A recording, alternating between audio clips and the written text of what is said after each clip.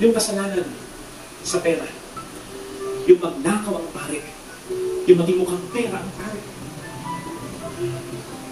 Sige nga, pag nagkamali kami ng ganyan, nakakain niyo bang sabihin, tao ka lang. Si Father Makamura, tao ka rin naman. Si Father Chico, tao ka rin naman. Si Father Makula, tao ka rin naman. Si Father mukhang pera. Rabay, pare ka pa naman. Nasira sa mga salita, tao ka pa rin naman. So hello mga mi, at dahil nga Sunday ngayon mga mi, so attend muna tayo ng mass mga mi. So ayun mga mi, sarap talaga yung pakinggan ni Father Fidel mga mi, talaga naman tatagos dyan sa puso mo yung mga sermon niya. Talaga naman napakagaling niya manermon mga mi, talaga wala kang ibang masasabi kundi amen talaga.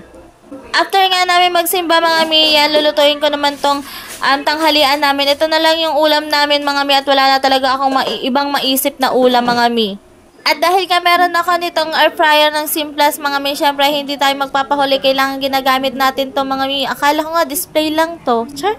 Sinet ko nga lang siya ng 10 to 18 minutes mga mi, tsaka 200 degrees mga mi. Talagang lutong-luto siya at hindi mo na kailangan gumamit ng oil mga mi. Talagang ayan, lalabas talaga yung pagkamantika nito. Mantika? Luto na nga dyan yung first batch mga mi. So ito naman second batch mga mi. So sasalang ko na yan. And isiset ko lang din sa 10 to 18 minutes mga mi. And 200 degrees mga mi. So ayan nga, ang ganda nga na pagkakaluto ng hotdog tsaka ng kikiam dyan mga mi. Ang lalaki.